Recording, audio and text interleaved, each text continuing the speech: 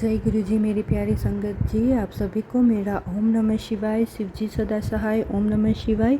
गुरु जी सदा सहाय। संगत जी, मेरे इस सत्संग चैनल में आपको सिर्फ और सिर्फ ओल्ड संगत के ही सत्संग सुनाए जाएंगे।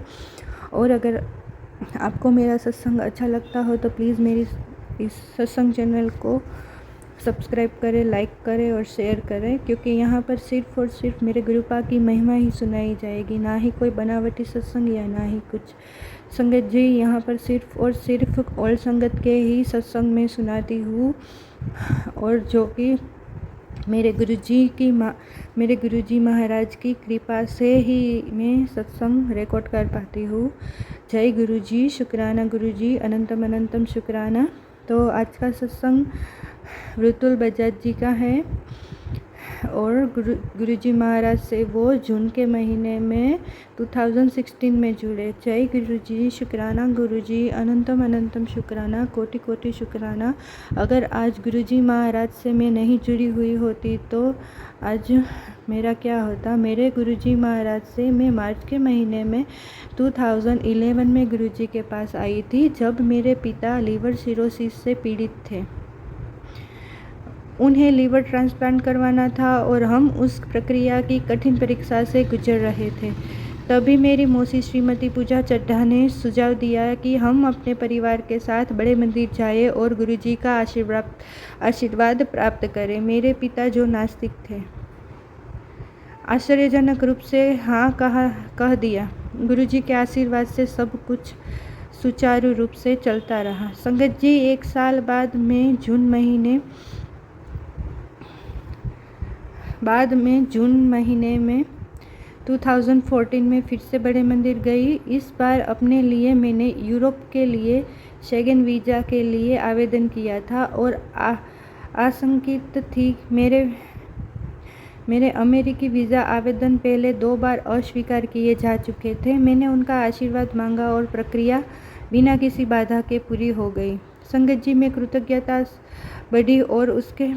कृतज्ञता बढ़ी और उसके साथ ही भक्ति भी।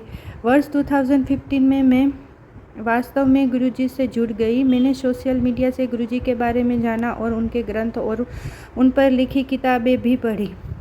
मैं उनसे पूरे दिल और आत्मा से प्रेम करती थी और उनके सरल दिशा निर्देशों का पालन करने की कोशिश करती थी। उनके साथ मेरा जुड़ाव दिन ब दिन मजबूत होता गया। जल्द ही मैं गुरुजी के अलावा कुछ भी नहीं सोच पा रही थी, और मैं उनकी दिव्य उपस्थिति का अनुभव मुझे होने लगा था। संगत जी, जब भी मेरी भक्ति से प्रसन्न होते मुझे अपने चारों ओर हर जगह ओम की आकृतियाँ दिखाई देने लगती। एक बार मेरे कमरे का एक बल्ब 2-3 दिन तक टिमटिमाता रहा। मुझे लगा कि वह खराब हो गया है, लेकिन ऐसा नहीं था। यह गुरुजी की उपस्थिति का संकेत था। जैसे मेरे मिनी फ्रिज के ऊपर बैठी एक तितली, सारे दरवाजे और खिड़कियाँ बंद थे।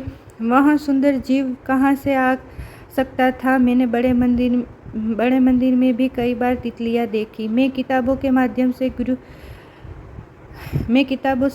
से भी गुरुजी से जुड़ी। एक दिन मैं ज्योतिका मेहता की माई स्पिरिचुअल जर्नी विद गुरुजी पढ़ रही थी, जो मुक्ति और शाश्वत आनंद के बारे में बताती हैं।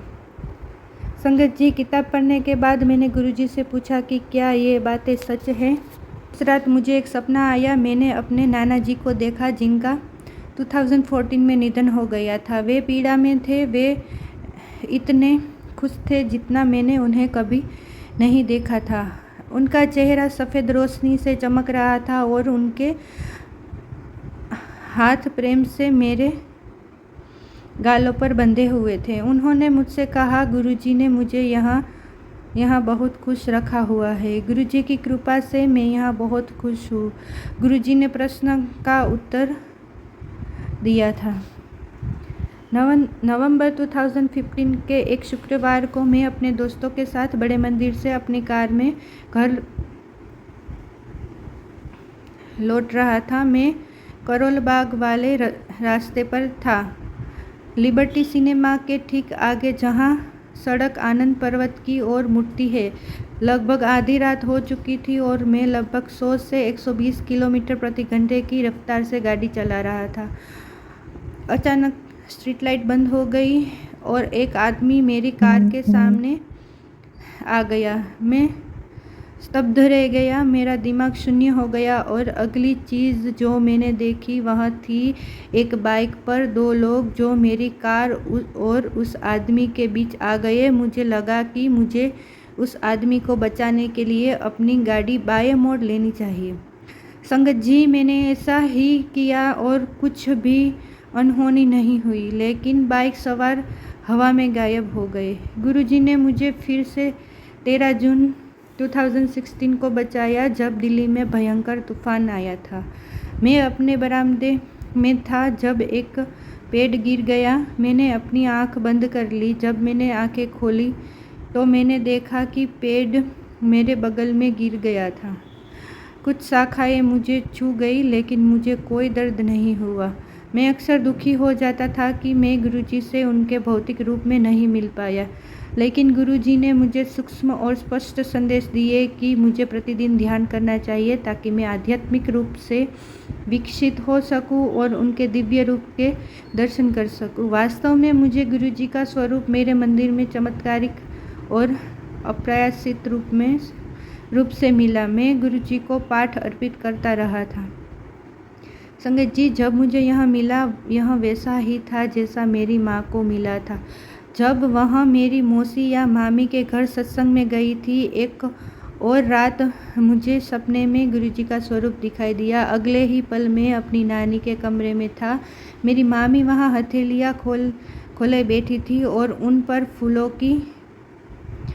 पर फूल खिल रहे थे और वे उन्हें तोड़ रही थी। जब मैंने यह देखा तो मैं अपने कमरे से बाहर भागा और अपने चचेरे भाई का ध्यान आकर्षित करने की कोशिश की, जो एक कोने में पढ़ाई कर रहा था, लेकिन उसे कोई दिलचस्पी नहीं थी। अचानक मेरे मामा घर के अंदर आए हाथ में छड़ी ली एक बूढ़े व्यक्ति की तरह लग रहे थे। मेरे सपने का अंत हो गया और लगभग 1 महीने तक मैं समझ नहीं पाया कि इसका क्या मतलब है।